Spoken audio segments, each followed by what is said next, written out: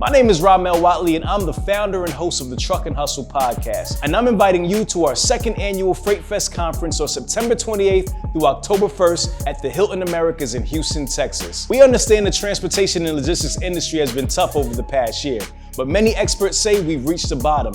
And as things begin to turn around, you have to have a plan and a strategy to execute for the upcoming year. We've got you. FreightFest 2023 is here. Let's go.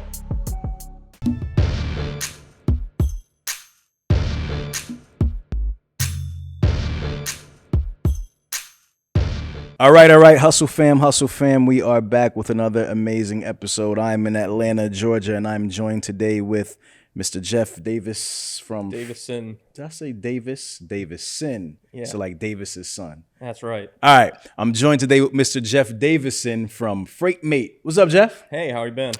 Man, I'm good, man. I'm, enjoying the weather out here in ATL. Trying to get settled. How's everything going on your end? Good. Yeah, well, if you're enjoying it, then you must enjoy the heat because we're setting records right now. It's perfect timing to have this. How hot is it today? I think it's 99 for the next few days. It's the hottest days of the summer when you decide to show up. Wow, 99 degrees. All right, well, we need to bring the heat on this episode then, there man, to complement the weather out there. All right, so let's talk about FreightMate. You are the CEO of FreightMate. That's correct. Give the audience just a quick introduction of what FreightMate is, just for context. Yeah, so FreightMate is an automated load management solution. And that's really what that means is we have built a solution that really embodies from load agreement to load completion. We're automating that entire process. And so it's as simple as forwarding an email, attaching a driver, and letting our system do the rest. And then when you're done, attach your documents and push complete, and all the emails are sent. We are taking out all the manual work and simplifying the process to help make it easier on the back end office people that are dealing with all the paperwork, all the invoices, all the paper going in and out, and then also the single driver that's out there having to manage all this while he's moving. He's out there for potentially weeks at a time, having to try and manage his invoices, managing getting paid, taking care of all his bills, and we're making it simple, automated. It's an organizational tool, and it's just easy to use. We're trying to make it as easy as possible. Got it. Automated load management solution. So what we call this like a TMS, like a transportation management system? We wouldn't go there. Okay. Just because TMS kind of implies that you're doing all these other things where you're doing accounting, you're doing other functions outside of just true operations. And we are really focused right now in our life cycle on automation operations. And so we really think that there is a big need in the market for people to really understand and simplify their operations so they can spend more time making calls, making customer relations, and those kinds of things. And there's plenty of things out there right now that you can partner with that are free, that are high quality, in that instance, accounting solutions that we can then send all your information to so you can manage your AR and AP and all those kinds of things externally. So we are very focused in our box from that, like I said, that load agreement to load completion piece right now. And we're willing and looking for any and all partners when it comes to all the external pieces, because there's a lot of pieces outside of our focus that we think are already in place that are good to use. Got it. And you come from a transportation background, correct? Yeah, so I have been in the industry in the trucking side for about 12 years now. Started officially working in a family business that got into the trucking side. So we were on the ag side, hauling baby pigs up in the north. Hauling baby pigs? Baby pigs, yeah. Tell me about that, man. That sounds pretty interesting. It's a whole different world than what most people see. You said, I'm sorry to interrupt, but you said family business. This is your family? Or yeah. Okay. Yeah, it was an uncle of mine. And he had an ag construction business. And so he's been successful in multiple different realms, but he had a construction business. So we were building what they call cattle barns. And it was kind of a new age version of that. And we were helping kind of remodel and redo chicken barns and hog farms and things along those lines. And one of the largest hog producers in the country was a client that we were doing some remodel work for.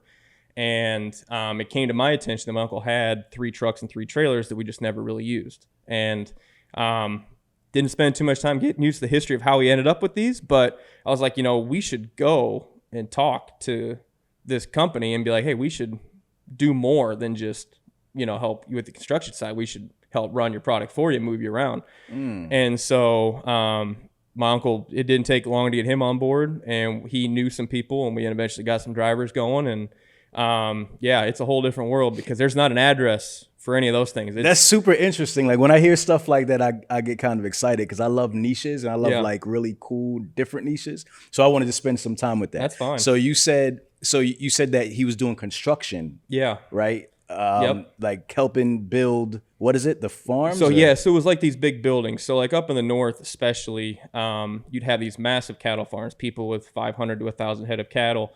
And you don't always have a room in this range like you would out west where they can just free roam. And so they were really, when my uncle was doing this, when I was with him at least, it was really trying to change the game of not just putting them basically in a big barn on concrete, which is bad for cows, it produces bad meat, all those kinds of things. They were really trying to kind of do the new age of that, building bigger barns, having less sides, better flow of air, putting rubber down, like all that kind of stuff. So he was really into that world. Like a new age, like barn? Yeah. Like, so it was kind of forward thinking and kind of pulling out of kind of that 80s mass construction of ag construction into really kind of a newer age of it. So he had some connections in that world, and they had kind of brought these things to it. And he had some partners that kind of prefabbed a lot of the stuff. And then he was the general contractor. Who are some companies that does this type of stuff? Can you let's see. There's one. The one we used most was EPS. Out of Grettinger, Iowa. So real small town. I think they pretty much own Grettinger, Iowa. I'm sure they probably do. But Bill Brown was a great guy. I don't know if he's still running the company now because I know he was slowly kind of phasing out of the day-to-day when I was doing that 10 years ago. But Bill Brown was a great guy. They did prefab houses and everything. So they were like they were really into design the building, design the house, and then we will pre-assemble a lot of things, and you just got to kind of put it together. So it's almost kind of like a pre-built Lego set where you have pieces put together, and then you only have prefabricated house. So it was really interesting. But imagine instead of your typical barn that's peaked in the middle and has 4 sides, it's basically slanted from one way to the other based on the direction of the wind and everything else. So it would kind of face a certain way, so cows could live in it even when it's in Iowa sub-zero. The heat they would produce being in a general area would keep them warm, and then also the wind and stuff and the shade in the summer would help keep it cool. So it was a very interesting world to be in when we were doing it. I could imagine that. All right. And then you said that there was some trucks around somehow, some way. Yeah. Well, so he worked, we were in Boone, Iowa, and he worked in kind of an industrial area. And I never really had noticed, but they were just sitting on the lot. But I never realized they were ours because there was other businesses, and it was like we were kind of in the front office of a building that we didn't use any other way. Yeah. And so we got to talking about it, and it became kind of a side business, and then it became kind of part of the business. And so and what type of trucks were these? I think they were just mid 2000 Freightliner Columbias. And what kind of, like, the trailers? What kind of? So they were, I think they all were 53 ag trailers. I don't remember which brand they were off the top of my head, but they kind of had that belly in them. And so those were for the bigger pigs, the sows and things along those lines. And then you had these flat floor trailers at the times, and those were for the baby pigs because they were so small they couldn't go up and down all the ramps and everything else. So all those trailers are flat. So there's a small education on, if you go down the road and you see a bunch of pigs, you'll know by the trailer what type and what size of animal is in there, because little ones can't handle the up and down in those bellies. Okay. So did you see anybody moving them around? Like, what gave you the idea to say, hey, we should use this equipment and start, moving the pigs around? Like, well, I think it just was like, should we use those and do more? I think it was kind of one of those things where he had a strong business. We had, everything was in a good place. And it was just kind of like, maybe we should expand, try and do more things and find another revenue source, especially considering we already had the customers. Yeah. My uncle was the king when it came to relationships. He knew everybody. Everybody knew him. He was easy for him to gather business for those kinds of things. And so when we had that conversation, it didn't take long for him to just start letting those wheels turn and go, I can make a few calls and we can figure this out. So Got it. And how do you load pigs into a trailer? The simplest way to really describe it is there's usually a chute off the building, so it would raise it up into the height that you would need to get them into the trailer. Usually, in this case, if it's baby pigs, you're like in this full outfit, like a hazmat suit looking thing. and you have basically these paddles and these boards to help kind of guide them in. So the whole idea of cattle prodding, all that stuff's, long gone. They do have, shockers probably still exist in some form or fashion, but with what we were doing, it was purely kind of like a soft paddle to kind of guide. So you just load them in, they're all running up this ramp, and then they go in. Is there like a certain amount of pigs that fit in the trailer? Yep. Like, how do you do that from like a load management standpoint? So usually they would have a weight of kind of what they expect. The average weight would be, let's say an average pig, if it was large, 300, 400 pounds or something like that. Then you would just start doing the math. Okay, we can do this many. You need to put this many in this gate so that the weight spaces out correctly, and off you go. Got it. Has there ever been a crazy story you have from like transporting pigs? Not transporting them. Some of the people that we had hired to do it, it was always kind of interesting because with ag, it takes a certain person to want to do that because you're going to smell like it. You are going to be like you're working on the farm. And so I think the craziest story we ever had was we had a driver that decided that I think he saw a deer because a lot of these run at night. And so he saw a deer and I guess he had a bow and arrow or something with him and took it down, strapped it to the back of his truck. And then when he was coming by the place the next morning, we saw it, and he explained that he basically went on a hunting trip on the highway. Rambo. While pulling pigs. So it was stuff like that. Rambo. He's out there. Yeah, just crazy. Hit him real quick with the arrow while you got the pigs in the back. It was, like you said, it takes a unique individual to do something like that. Yeah, because like I said, I could never do it. And he still runs a great business when it comes to like washing out those trailers because there's a whole sanitary process to that. With cows and things, sometimes you don't have to wash it out as much. At least that was I don't know as much now as I did back then, and what the new regulations are. But usually you could maybe run 1 or 2 times, 3 times through it. But with pigs, especially babies, you do this whole sanitation process. So that trailer was brand new, clean every time it got used. And so that was another business that he eventually got in after him and I separated, and I went kind of in a different route, and he kind of really got into that business, and that's been really good for him. Got it. And my last pig question, because I'm just fascinated by this. How much money do you make hauling pigs? Like, was it a profitable margins, or how did you even bill that? Like, how did you know what to charge the guy to haul them?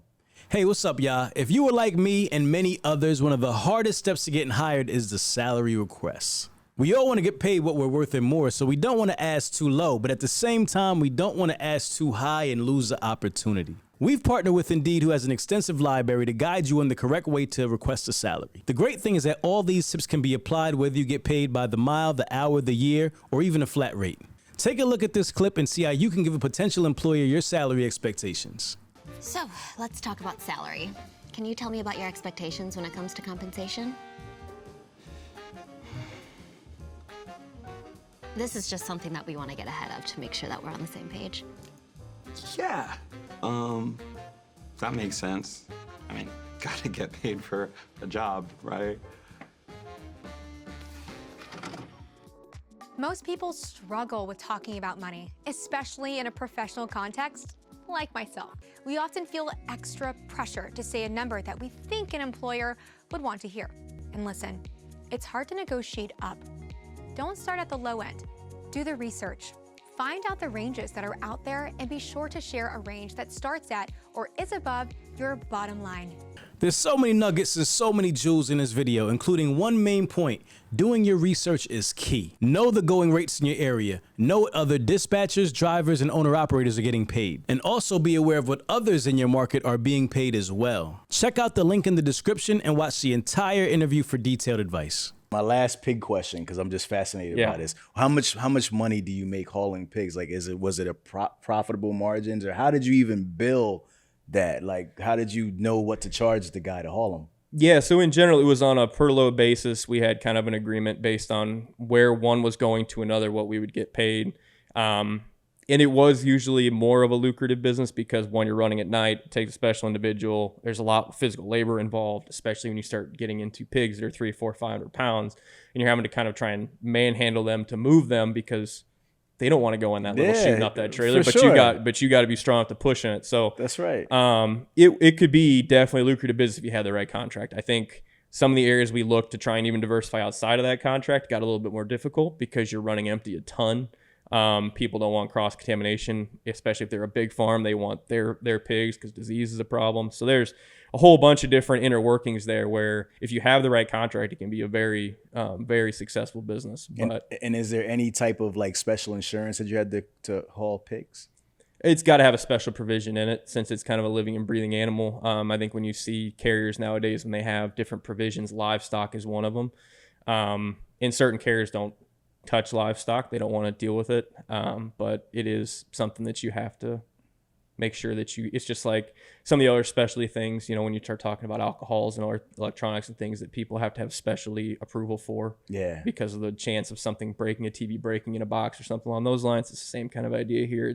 There's a better chance that something can happen than if you got a bunch of pallets in the back of a trailer that, for sure, if half a pallet falls off, it might cost somebody $3 to go get a new block of wood and nail it back together. That's true. That's true. Scenario. All right, let's leave the animal farm for a minute. I was just trying to learn a little bit. Yeah. All right, so after this business, you start, with your uncle. What happens next after that? Yeah, so I kind of was looking for kind of my next big thing. I think I got started with my uncle purely because out of college in 2011, the job market was just not great. And so my uncle... Where'd you go to college?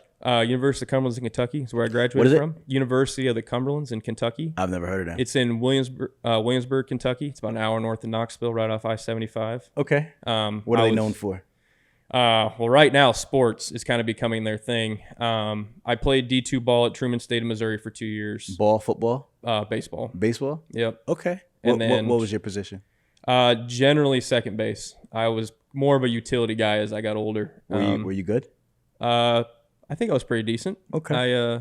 I think I always found my work to be, if my teammates and my coach appreciated the fact that I was there and what my contribution was, then I felt like I was being successful, and I played every day, and I was in the middle of the lineup, so I felt like I was doing good. My part. Did you have dreams of the MLB? I did. Had some shoulder issues between my senior year, but I was on an Iowa Select travel team out of high school that had a lot of guys that got drafted and played. So even though didn't quite get to fulfill the dream of actually being drafted, I've seen guys like Justin Upton up close and personal at showcases and things. So I got a lot of exposure. I got to do a lot of fun things with it. So the big dream never happened, but there's a lot of memories that are gonna last a lifetime. It might be too late now. Just a little bit, considering I hear all these guys are getting old and they're all younger than me. But there is baseball is you can be like 50 playing baseball, man. Or you could be like, who's the oldest baseball player right now? Well, I'm a big Cardinals fan, and Adam Wainwright, I think, is 41. And I think he's retiring at the end of this year. I think 40 seems to be kind of that line. I think there's definitely ways to slide in and survive, because there's guys out there that are 37, 38 that are still playing great ball, but it is still definitely, you look at some of these guys now that are coming up that are 21, 22, and they're bad, man. It's I've always admired baseball players because it's like they're like, you look at them, like some of them are like out of shape. It looks like they eat hoagies for breakfast, lunch, and dinner. They don't have to. It's not really physical. At least doesn't seem very physical. It's like you're chilling in the outfield, catch a ball every now and again, and you're getting paid like trillions of dollars, man. It's like, it's not fair. It's definitely, there's definitely athletes out there. They're like, to be in certain positions, do certain things. Like the athleticism is second to none. But then there's other positions and there's other ways. If you can hit a baseball, it doesn't matter what you look like. Because it's such a specialized skill that you get paid a lot of money. Just like in other things. In this industry with hazmat and everything else, if you got specialized skills, you get paid the money. It's the same idea there. You don't got to look the part. You just got to be able to perform. That's a fact. You get paid in proportion to the skills you have, man. Yep. That's a big fact. All right, off of baseball, moving back. I like to have go on these little tangents. So I'm sorry. That's fine. Just getting to know you. Yeah, absolutely. So go ahead. So where are we at? Started my own company. A guy that worked for my uncle was just burnt out on the ag world. It can be taxing, and so he called me kind of out of nowhere and was like, "Hey, I want to go over the road. Liked working with you. Do you have any interest in doing your own thing?" And at the time I didn't. I was kind of joining the corporate world, kind of going with what I thought was, the plan for me and the way I should go about a career, especially all the uncertainty after college. I was like, I need to find certainty. And I've always been kind of on the strategic side of like, I need to have all these things in place and try and work that way.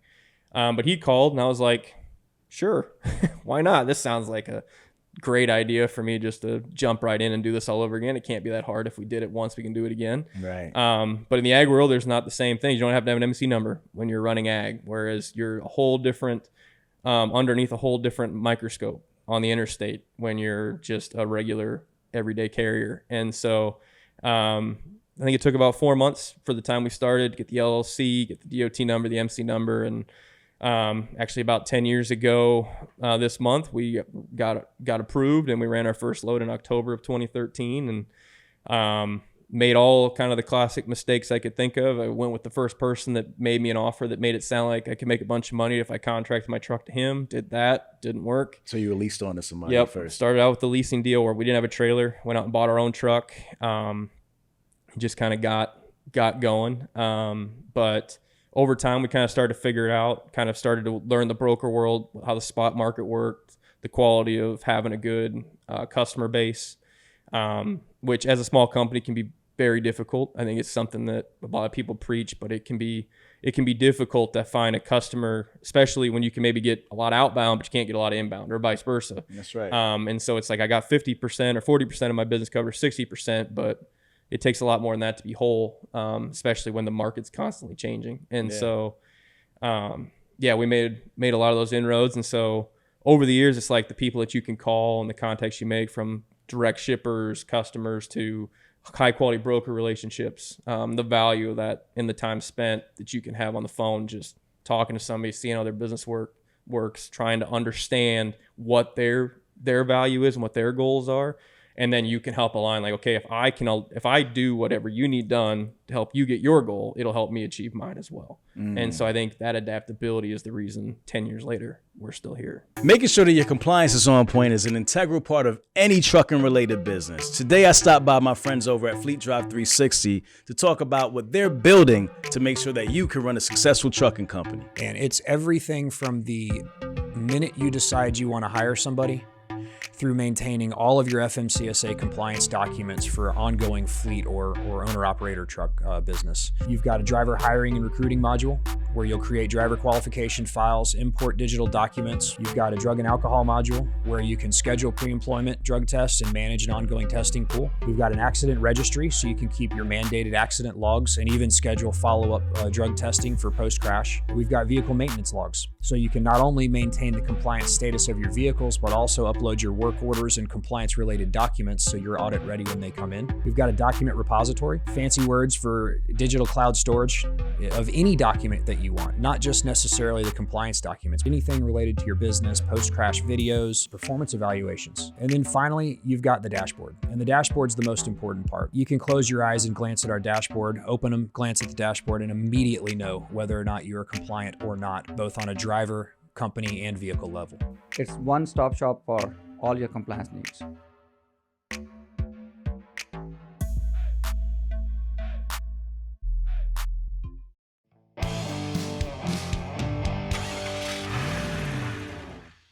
Got it. So you still run the asset business? I do. I have 2 guys and we run around, and I keep them, one, because they're high quality guys, and they are owner operators that lease into my name, and we have a really good customer base, so we just kind of keep moving.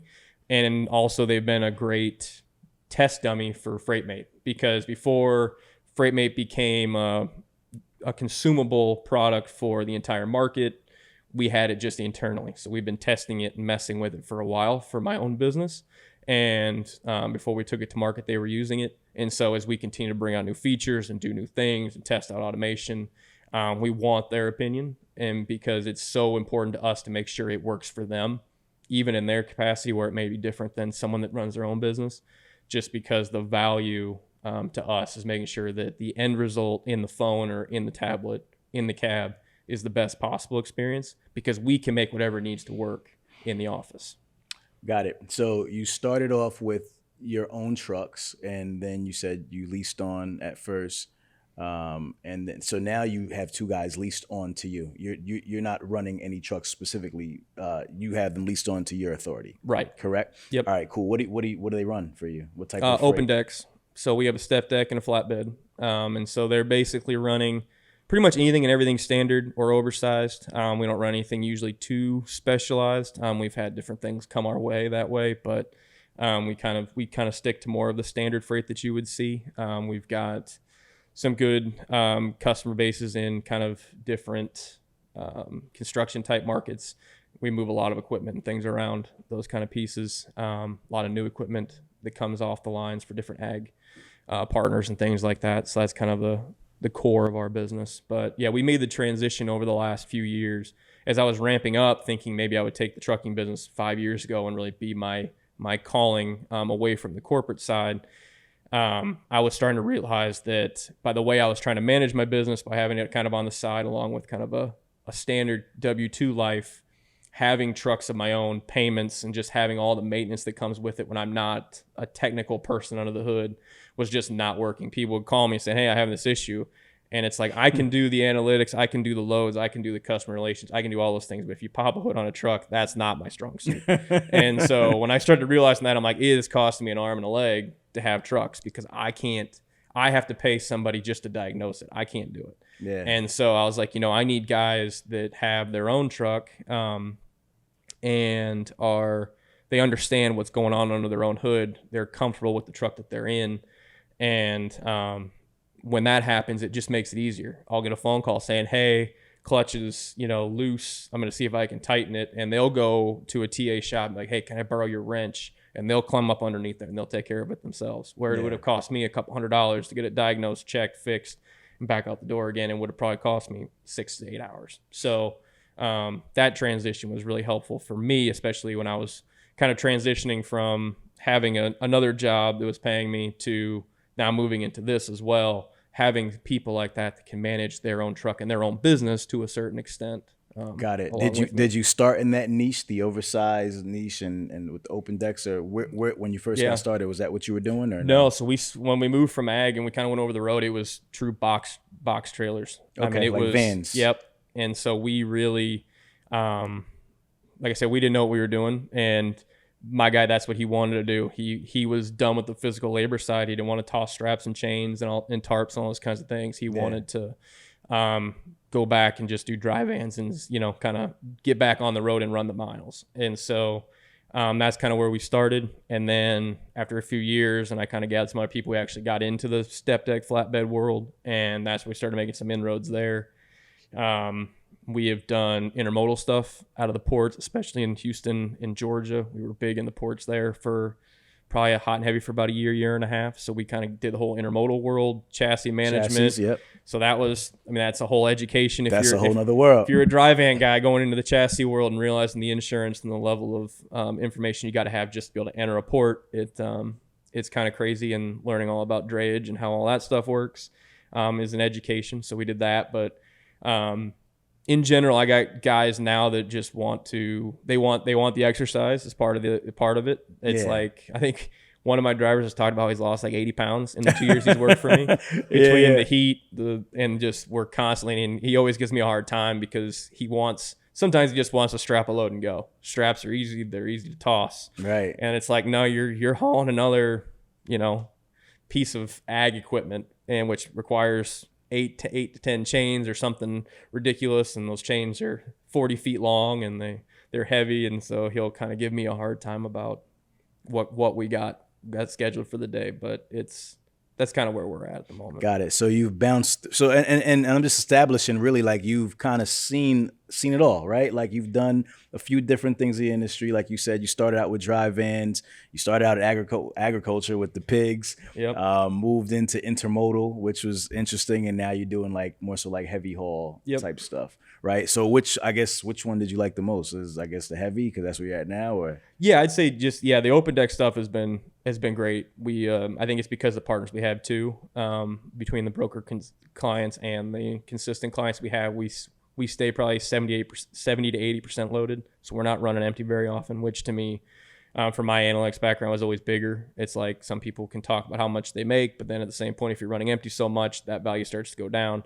And so really playing those numbers, we've realized that we found a nice steady rate where we can, in an area where we can work, where it may not always sound like we're making the most per mile, but at the same point, the fact that we're running it loaded and we're running a lot of top tier front loads and not a lot of back loads more often is what's most important to us. And those are things. I mean, the only thing I would ever say that was great that until it dried up was we had a U.S. mail contract for the better part of like 8 months. I had 2 teams running that just in triangles, like just taking turns. And I'm like, that was great because I didn't have to do anything. Right. You have one customer. I have one customer. They tell me everything they need, and everything's given on site whenever you get back to the primary location. All I got to do is just make sure the driver's got enough fuel in their fuel card, that truck can keep going.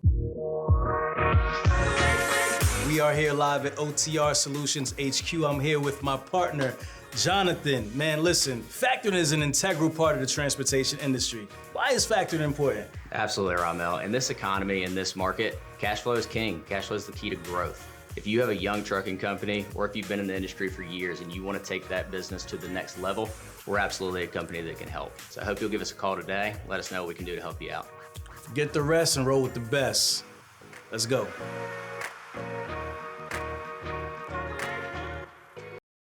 How'd you get that? Were you running as like a contractor for a prime or? No, it was just a connection, a conversation. Like I said, I think the biggest value that people can have is that value of caring about what other people are up to. And someone turned me on to it, and it was a time where they were, USPS was literally running it where you're getting just paid a flat fee per mile, and they're taking care of all the fuel costs. They were taking care of everything. So it was like you had a negotiated flat rate and you had no expenses outside of the driver and your truck. Got it. Their trailers, their fuel, everything. Got it. So what happened with that situation? Eventually the drivers just decided that they were not interested. There's more to it than that, but for their sake, I won't share it. But I understand. It was solid and it was great. And we ran it out hard for the better part of a year. But okay. We couldn't keep everybody in on it for the long haul. But it's too bad. It was fun while it lasted. It was fun while it lasted. All right. So when did you start conceptualizing FreightMate? It's kind of a funny thought. I actually conceptualized it. So like as I mentioned, I left my uncle and I kind of went into the corporate world. I was actually traveling internationally, and I was on a flight down to Mexico City, and I was running my side business. And I was so frustrated because I had to have internet and I had to have my computer to do everything. And then I had to text my driver all this stuff. And so I was like managing all this stuff with multiple forms of communication. And I was on a 8-hour flight from Chicago to Mexico City or whatever it is. And I wrote this like 6-page document on everything I would automate if I could. And it was kind of the beginning of the world where things were starting to get electronic. ELDs were slowly they weren't mandated yet, but they were conceptualized in a lot of ways. And so I had kind of written this outline of just like what I would do. And then about 4 years ago, I really started kind of diving into ironing out what I would do if I could, bootstrap the money together, how I would build this platform, what it would do, how it would work in its simplest form. And then in a conversation with my father and then one of his close friends who's kind of a guru when it comes to anything and everything software and technology, we just got into having the conversation about what this could look like if we built it. And we started kind of looking around the market and the way we wanted to do it, the focus of where we were, it just wasn't there. And I knew it because I had been looking for that solution basically every day for 5 years. And I couldn't find what I needed in a price I was looking for and all these other pieces. And so we finally were just like, we did the market research and like, there's a need here. I had some friends that were in industry too that I kind of was checking in on with. And I'm like, if I did this, would you buy it?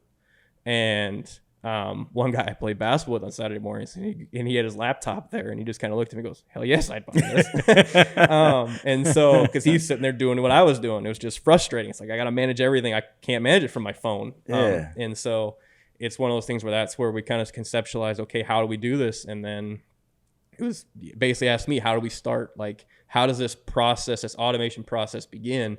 And I was like, with an email. 95% of rate confirmations, no matter who they come from, are in a PDF. Everybody sends them that way or can. And So that's where we started. Is you just get that PDF and you just forward it in and let the AI and the automation tools just pull all the relevant information out.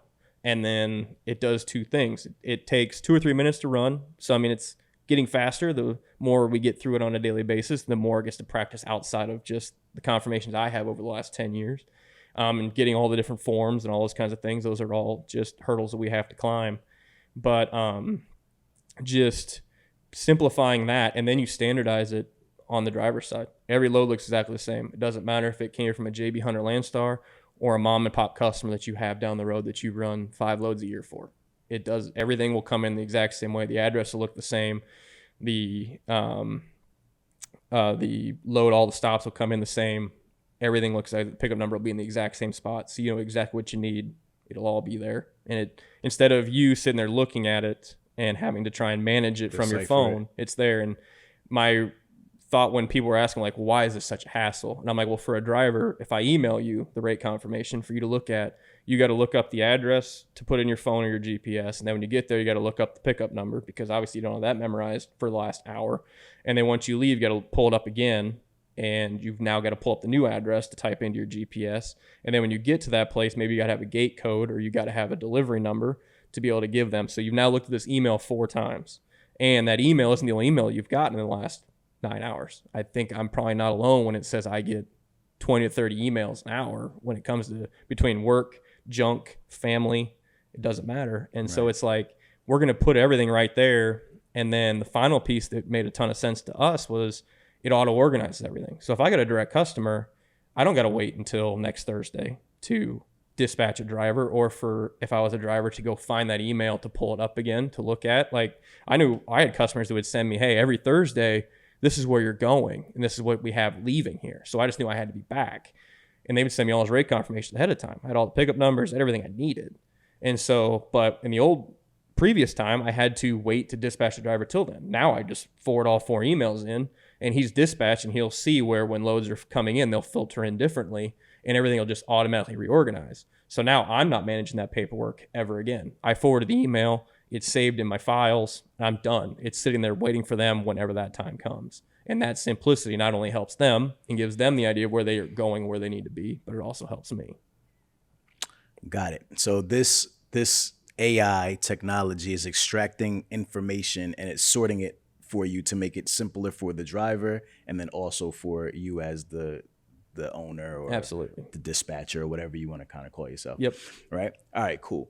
I just want to take it back a little bit. When you made that list on the plane, what was on that list? What were those things that you wanted to, that were the things that if something could do this, I would buy it. This is my need. What were those things? Yeah. So the first thing was automating all this load information. Like the fact that the broker's going to get it from a shipper, so they're going to type it up. And I mean, you hear it all the time on the phone from a broker saying, let me type that up and I'll get it over to you. So they've got an email, so they've got to type it up, and then they send it to me, and then I got to type it up.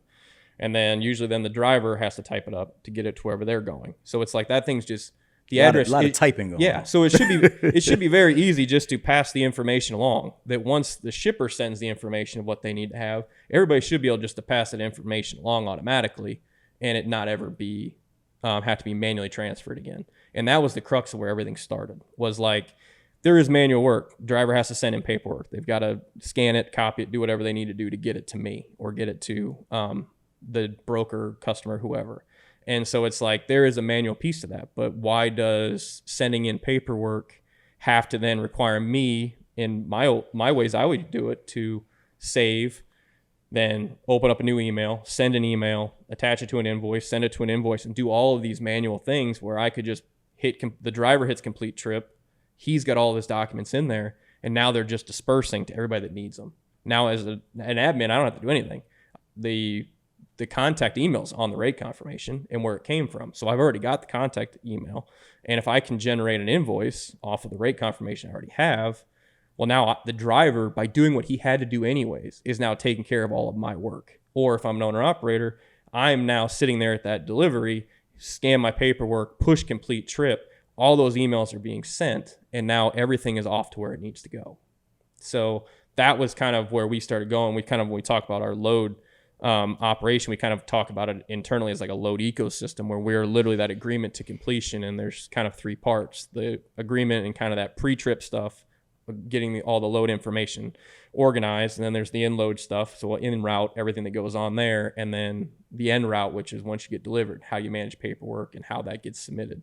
And so we're really focused on automating all of that. And that was really what I had written out in a lot of ways. I mean, I've got other things that are partnerships, things we're working on. We got some fun stuff that's coming up that we're working out externally from that. But that was really where it started, was just, I should not have to manage this paperwork from the time I get it until that trip is done.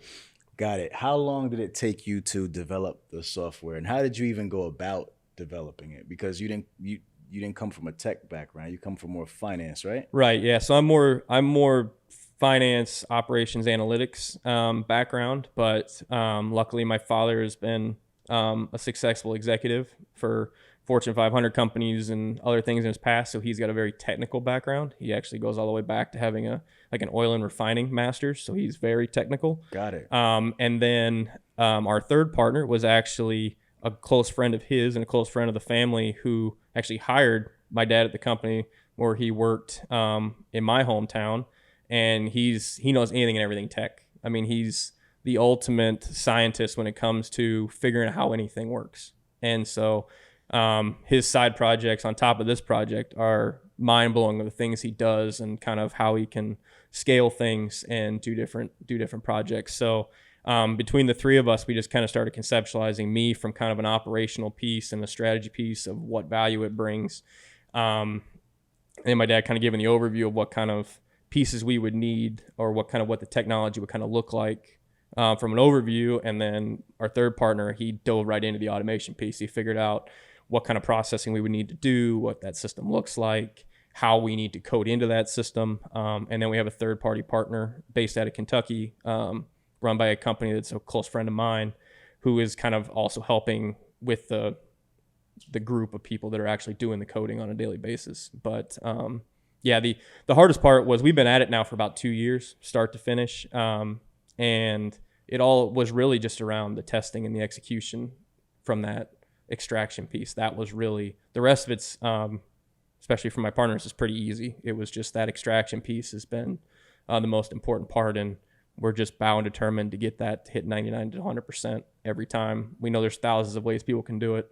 But there's, So what do you mean by that? 99 to 100%. So when you're pulling data off of a PDF, and there's thousands of ways, thousands of options, if you have a standardized PDF reader, in this sense, it's going to read off certain cues. And so on a standard rate confirmation, the pickup could say pickup, PU, PO, stop 1, stop 2. I mean, so it can be all these different things. And so you have to write code to be able to distinguish between all of these things, so that the system pulls it in, organizes it correctly, and eliminates, or at least minimizes, the amount of review someone would have to do on the admin side once it comes through. Because the number one thing we thought when we started this is, you can't have an automated system that has to be checked. Like, that kind of takes away the value. I mean, taking a 10-second check is fine, but if I push this thing through and now all it did was save it to the dashboard, now I got to type it all up anyways. It's What's the point? Yeah, I'm trust that it works the way it's supposed to work. I'm going to guess I will get a lot of nasty phone calls as the CEO of this company saying, your AI is terrible because it doesn't do anything. And so right now we're 95%, and we have a way to check it to make sure that we hit higher. But when we look at that system, that's about where we are on our side. But we're bound, determined to adjust code to do different things that we need to do to keep pushing higher. Got it. So other than saving you time, right, what else is FreightMate saving you? So right now we're in the save time and save money aspect. I mean, and really in the current form with the automation piece, that really is focused on saving time.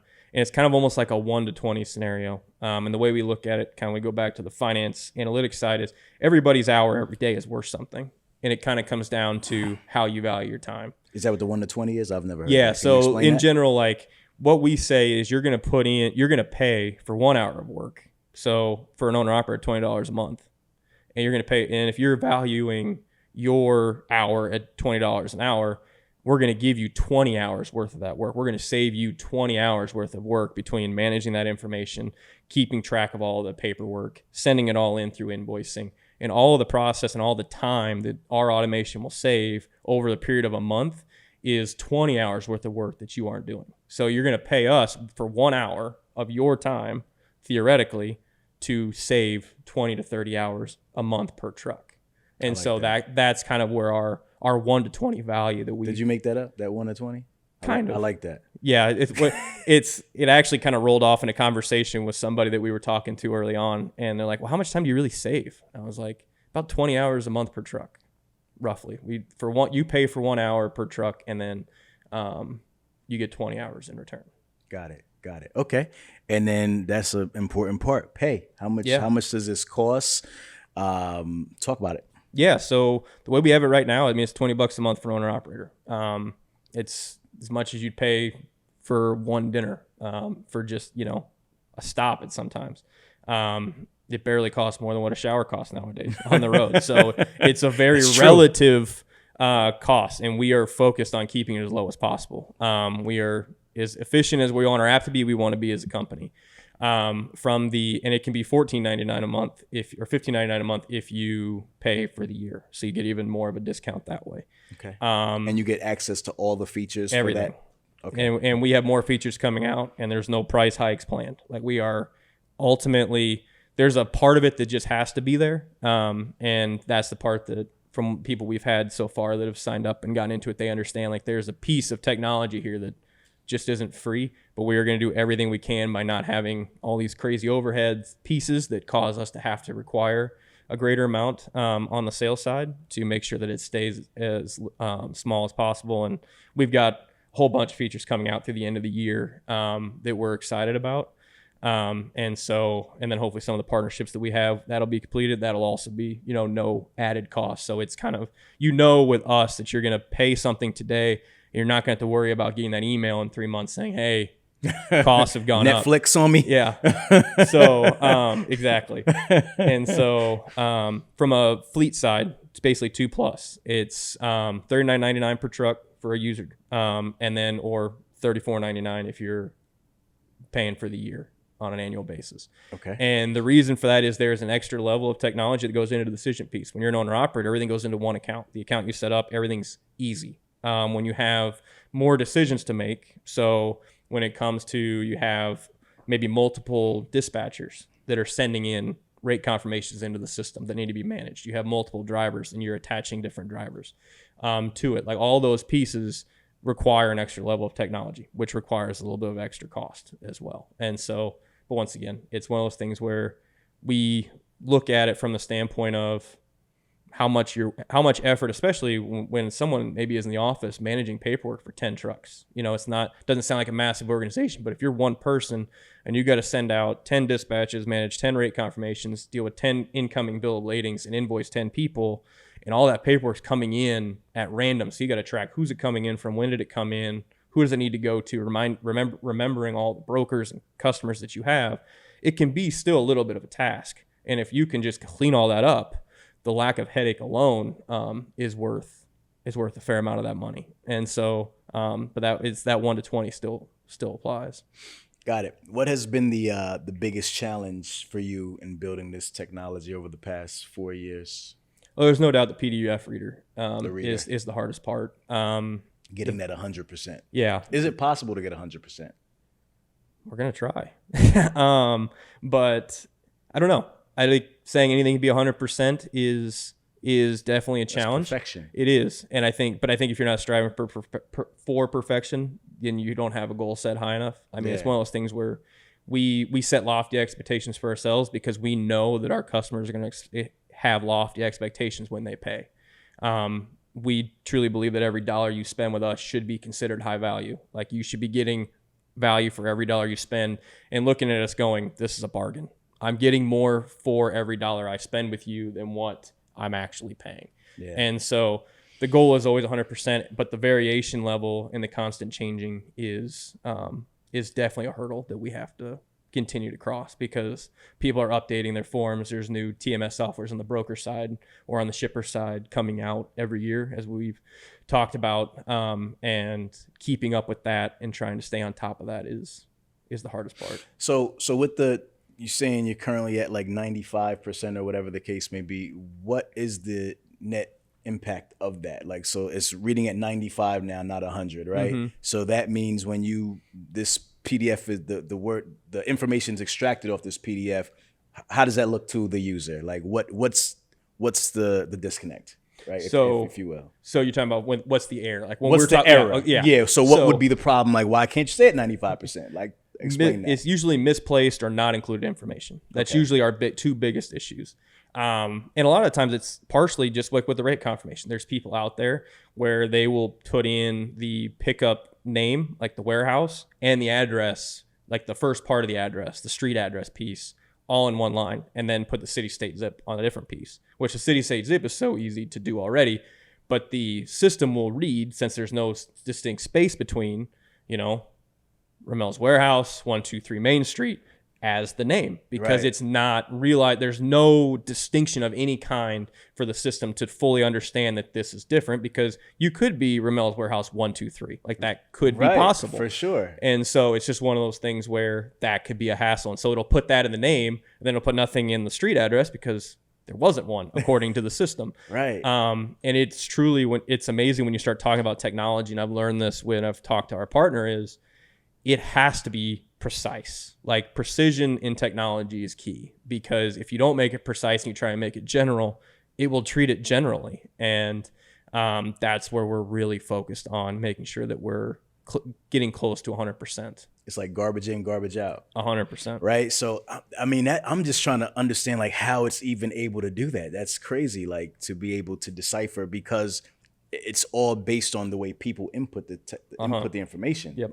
So it has to get smarter and smarter to learn people's error in order to take that information and then, right. You know what I mean? Like that's kind of crazy. Yeah. And it's kind of almost like people, when you are talking to somebody and you're kind of learning their mannerisms, how they communicate and all those kinds of things, you may change how you communicate to more effectively communicate to them. Our system is doing the same thing here, where it's seeing its error because we can train it on what its error was, and then it won't make that error again. It's kind of that same idea of like mirroring off of, oh, I've seen this before because I've seen a broker name or a customer name or something that triggers the fact that I've seen this before. I know that when I get to this, when I see a number in that sense, I need to stop. That could potentially still be a problem, which once again, now we go back to the lack of 100% again, but it now has thought about, okay, I don't need to do this. I need to put this here. And now we may have to fix the problem later if it's warehouse 1 and then there's a space, but at least now we're training it to look for it. And so those are the pieces that we're just constantly working through. That's cool. Who else is doing this? We've seen a few people that have different AI pieces or different kind of automation pieces out there. But they seem to be they're more in the TMS side. They promote themselves as TMS. They want to be kind of a full service solution. They, especially from like a price standpoint, they're priced higher. For like to be a solo operator, you're going to pay, to the way we look at it, like a 3 to 4 truck value potentially. And so there's other parts that you get with that. But I think too, like I said, we're very high value on partnerships and things. And we believe there's people that have built accounting systems that are better than we could design. And they can be as cheap as free out there that it's like, let's have you use them and you manage your business from an accounting perspective through them. But look to us to help you with your operations piece, because so much of trucking is in that time frame of the time the load getting in the cab to the load being completed by that driver. I think that's so important. You just mentioned partnerships. So obviously you have partnerships with accounting companies. So we've got partnerships. Obviously we're in an early stage of the life cycle. Right. We've got, so basically right now you can extract things and upload things easily. We have all the formats and all those kinds of things. So we haven't fully got some of those things baked out, but at the same point, we've got things in process. And so I kind of mentioned, when prices aren't going to go up, partnerships are going to happen. Availability is going to be there. And so all those things are going to be included in what people pay. What type of partnerships would you be looking for? So, I mean, looking at like accounting solutions to be able to manage your AR, and be able to look at that accounts receivable, managing those invoices. We'll do all the work for you. We'll upload everything in. all you've got to do is when payments come in, we're not going to reconcile your payments received kind of stuff right now. That's not our area. When it comes to like factoring companies and some of those kinds of things, we've got some interesting things in the works with a few different major players in the industry about how we can connect with them and simplify that process. So hopefully here in the next few months, we'll have a nice big shout out about some of our new partnerships and what AI and what automation can do to even streamline that process even more. Because there's some pieces of that are very manual and very difficult to sometimes use on your phone. I mean, they've done a great job of building platforms and ways to get into the system. You're not sending emails and having to hand write things like you did 10 years ago when I first started. But at the same point, there's probably still an easier way for us to connect and create those links compared to what you may have to do now. And so we're really excited about some of those conversations that are going on and what we can do there. Got it. How are you currently getting the word out about FreightMate outside of being on Truck and Hustle? This is why we're here. We've been at trade shows, conversation pieces with different people that are have a lot of clout and a lot of carry in the industry. You can find us on social media. LinkedIn is kind of the biggest place we've been because we've really been focusing on especially those kind of small truck owners. It seems to be a place where they go. We started out really trying to promote it through Facebook and Instagram and kind of those markets, but it was a little harder to reach people just in general. It seemed like people weren't on Facebook to buy anything. They were on there to consume what their family's up to and what their friends are doing. That's and right. And see where they want to go on vacation versus being hounded by me to saying, hey, I can help you. And so we went where business is, and we went to LinkedIn, and we've been really focused on just growing our presence there. We have a pretty robust email list, so you see a lot of value that comes from us. We're always giving helpful hints and tips and tricks that I've learned over the years, just to be helpful. I think we want small business to be successful. We all know the numbers and how hard it can be to succeed through year one in the trucking industry. For sure. And it's just one of those things where if we can help, I mean, I would have loved this tool 10 years ago because it would have told me that I got to have a bill of lading signed to send in to get paid, because that was to the level of things I didn't have to deal with in the ag world because we had a different system, and especially with a direct client like we did, it was kind of unique. And so going this route and having to deal with paperwork on a different level and different things, I mean, it would tell me right away, like our system is literally telling me, you need to have your bill of lading. If you try and complete a trip without it, it's going to ask you, like, was there a bill of lading for this trip? Do you want to upload it? And it'll ask you to go back and do it. You don't have to, but it's definitely verifying that. And so it's kind of an educational tool. It allows you to kind of follow the flow of how things need to go. And then, it helps you invoice, which is a struggle for guys that are on the road all the time and having to deal with getting in your system and getting those invoices, pulling that paperwork together and getting that stuff sent to where it needs to go. It's like, we know where the invoicing email is that you need to send it to. We've got it right here. We're going to do that for you. So that way you don't have to worry about it. You keep worrying about making calls and making relationships and doing all of those things. And we'll help you behind the scenes in the areas that, I mean, it's a big deal when you go from being a company driver to your own side. You're still a driver, you're still an expert at what you're doing, but you have a business side that you may not have ever touched that you now have to try and figure out and navigate. And we love being a partner for that market. That's right. Are you guys 100% bootstrapped, or have you taken any money? 100%? Nope. It's all internal. So it's been, just kind of us going about it, and we've got what we need to just kind of keep going. And how is it doing that? Like not having outside capital, just kind of doing everything on your own. Is that a struggle? It's not a struggle. Like there wasn't like we had to, like we'll never be out there saying we had to max out our credit cards and all these other things to say to get there. But at the same point, I think venture capital or some kind of funding is always interesting. Like it's a different dynamic because you take venture capital, which is helpful. You can mass grow and you can do a lot of things and hire a lot of people. And then you have a boss and you got expectations and quotas, and you may have to change your direction potentially. Sure. And we've got a very strong vision of how we want to drive value and how we think we can do it in a certain way, especially technology wise, that will allow us to do so. And so we'd have competing interests potentially, like sell could be part of 6 months instead of build, which is kind of what we want to do. That's right. And so there is that. But on this other side, it's like if you're sitting on $2 million of capital for a year instead of a bootstrapped amount that you're using to build off of, it's helpful. I mean, there's no doubt that you could definitely do more. It just kind of comes down to how you want to run your business. And luckily with our customer base and our current funding scenario where everything is moving in the right direction, and we hope that we can just continue to go, but someone finds us interesting and says they want to have at least a conversation. I mean, we're never going to turn down a conversation from any potential partner in any kind of platform. Got it. No, I love that. I mean, that's a great way to describe it. How many users do you guys have now on the platform? We've maxed out at about 30 different MCs. Okay. So it's slowly growing, but once again, we've only been selling. We showed up at Matt's in April, but we really only have been selling for about 8 to 10 weeks. So, I mean, we really do feel like the new kid on the block. Got it. And we've had a ton of interest, even just like it's been kind of massive through August. A lot of people, a lot of calls, a lot of conversations. And we've been actually really happy with how fast some of the sales cycles have been. We kind of figured the educational piece. What's the typical sales cycle? 3 to 4 weeks. Okay. Sometimes less, which I think is the part that was That's not kind of bad. crazy. No, Yeah. it's 2 or 3 Quick conversations. turnaround. Yeah. Especially when you start going larger and you need, you don't have 3 trucks, and one guy just that's out there calling the shots. You've got, you got husband and wife that have two dispatchers and a manager that they've got to sell this idea to that, hey, we're going to change the process. And, we've had different kinds of conversations. So it's all been good. But I think it's one of those things where we've been really encouraged with just how fast people have taken to it. But then we also understand there's an educational process sometimes with when you're transacting for money that you can't always feel coming back.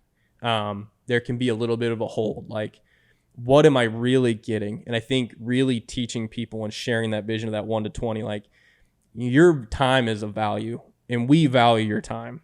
And we're not trying to take advantage of that thought and that feeling. We're just trying to help you see that when you go home after 3 weeks on the road, you shouldn't have to do 3 weeks worth of work in a weekend. You should get to spend time with whoever you want to spend time with. Right. And with paying for that 20 hours that you're going to get at home that you might have to be working on invoices and all this other stuff, and during the week, you're now getting a chance to rest, make relationships, just get off the road and get your feet up, and it costs you an hour of your time to do so. And so that value, as we get people to understand that and really kind of think that way, because it's a little bit of a different selling thought, where it's like, no, I'm going to give you this for this, and you're going to give me $5, I'm going to give you 10, is not kind of our, it's not a way we can talk about this, but getting people to really understand that your time is valuable. We value you and your time.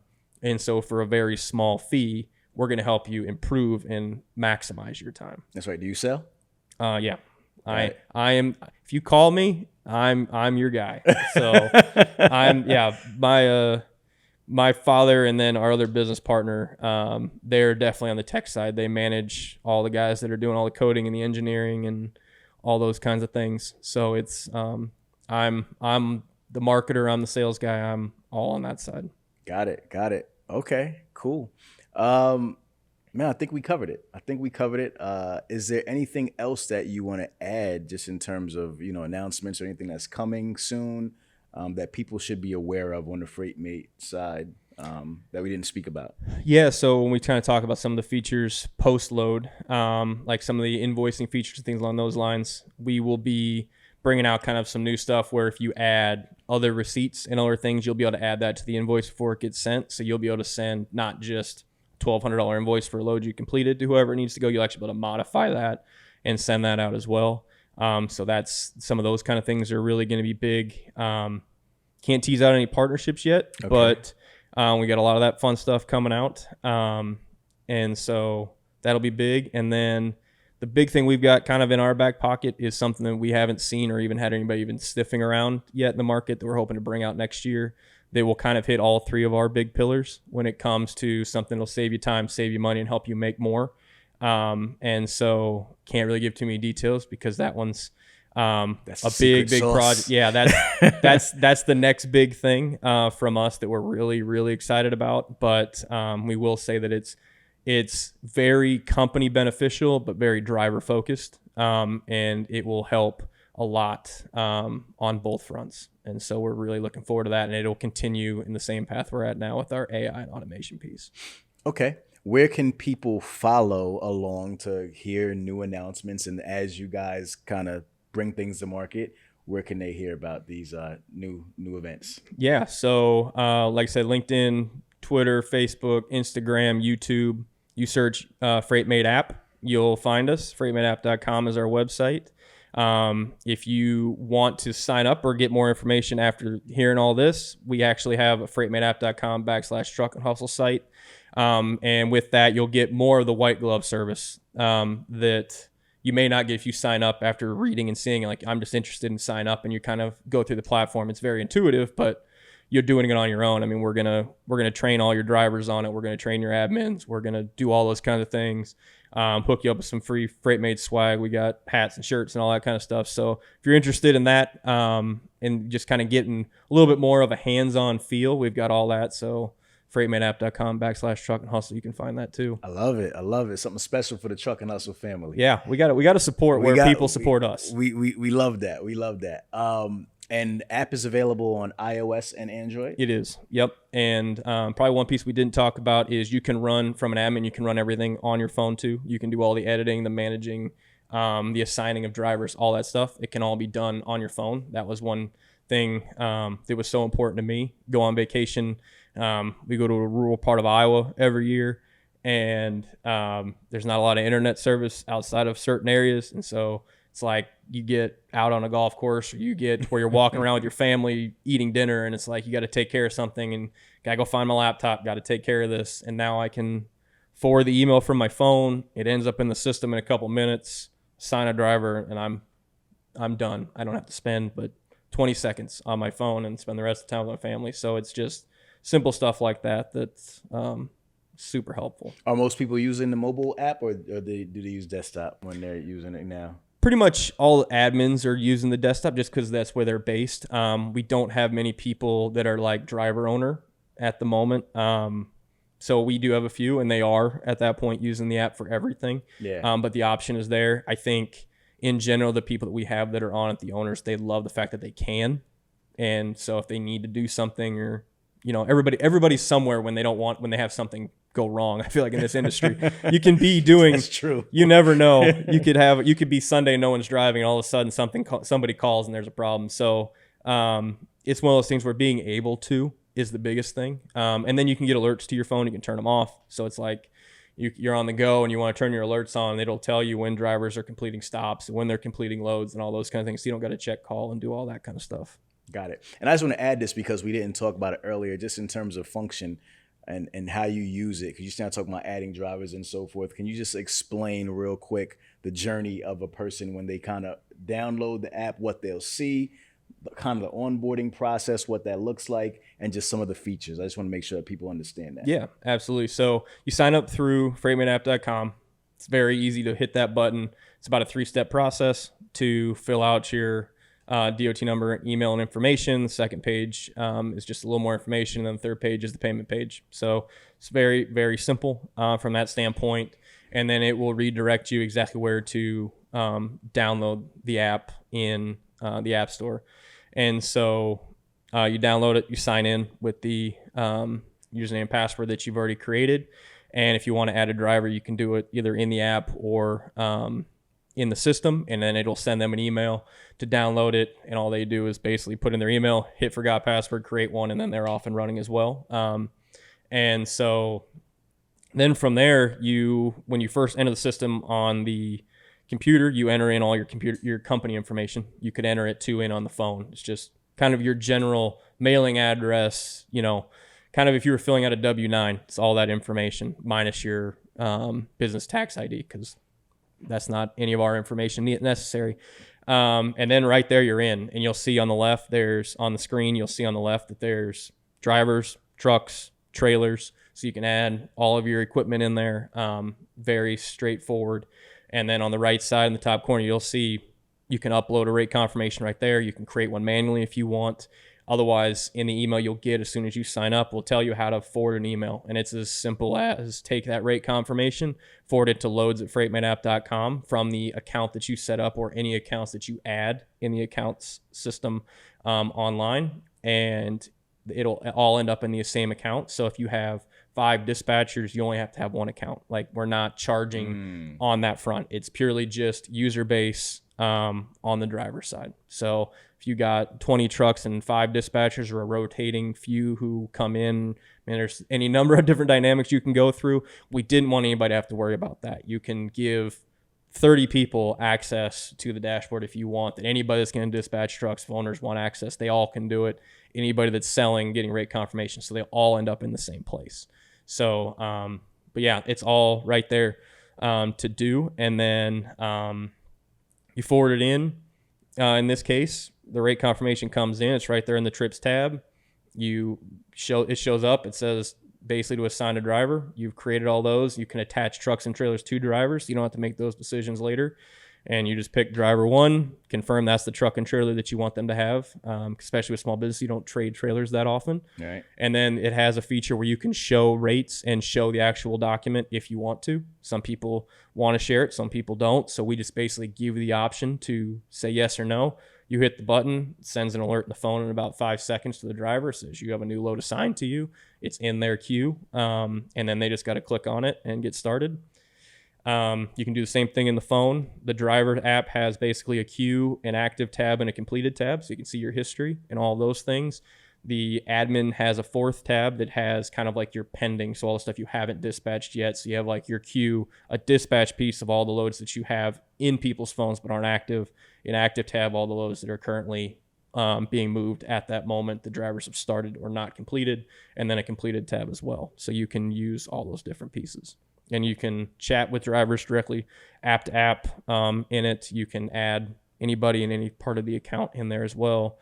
There's a calendar feature if you're trying to remember what you did last Tuesday, but you can't remember what it was. Maybe there's a piece of paperwork or something you're trying to figure out. There's a calendar piece in there, so all of your loads by day are all organized, so you can search it that way as well, quicker than maybe just scrolling through the history.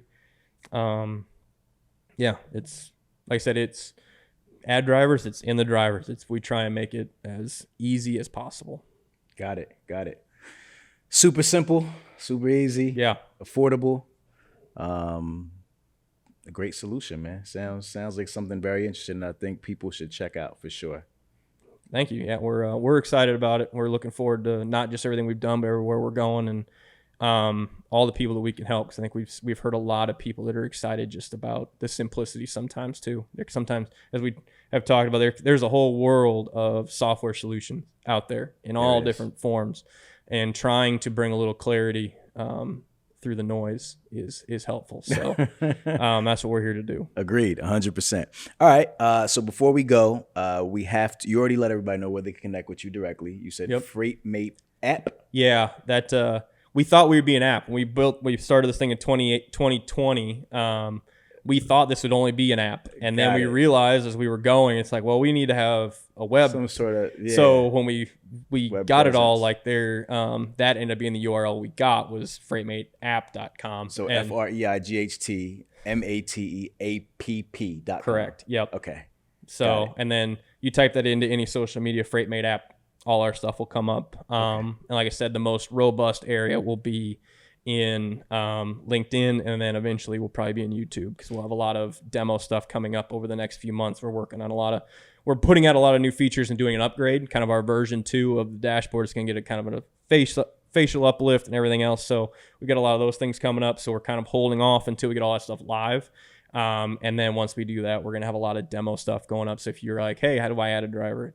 And just so you'll have a lot of how-tos and stuff like that, and it'll all be available on our website and on YouTube. So YouTube and LinkedIn will probably be our biggest spaces. But we just put fun stuff up on Facebook and Instagram, just trying to be helpful as much too. Like, we'll throw random tips out there, so give us a follow for that.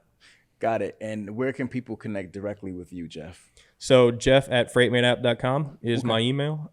That's going to be the easiest way to go. Phone number is 470-660-5810. So Give a number? Yep.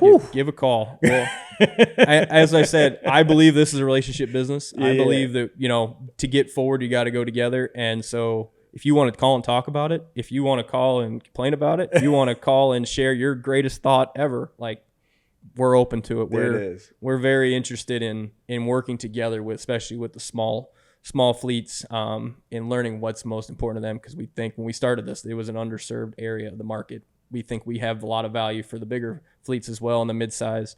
But we think that there's an underserved market here too that needs to be heard, and we want to be a part of that. 100%. I love that. All right, cool. And then lastly, our final thought. So every show we end with a final thought. It could be something entrepreneurial, spiritual, wherever you want to kind of come from, just to kind of leave the audience with just a final jewel, and then we'll go ahead and wrap up and take it out of here.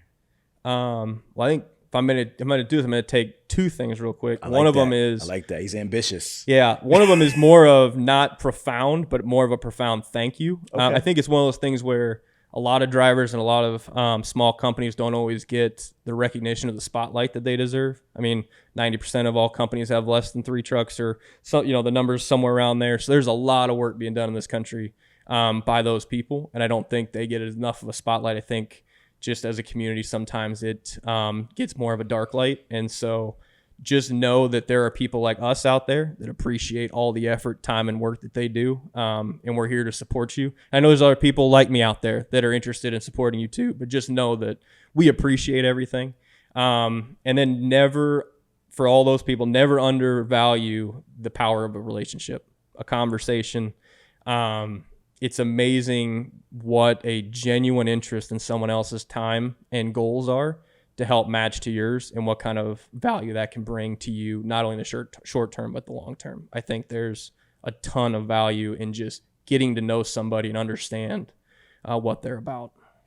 I love that. There's a saying that goes, an interesting person is an interested person. Or if you want to be interesting, be interested. Yeah. Right? So that's kind of like what you're saying. If you get to know what people need, what people are about, what moves them, you become an interesting person to them, and then you make those connections. So absolutely. I love that. Great final thought. All right, Hustle fam. This has been another amazing episode. If you don't respect it, your whole perspective is whack. You know what we do around this time. If you smell something burning, it's only your desire. We are live from Atlanta. Myself, Mr. Jeff Davison, the CEO of FreightMate. We are out.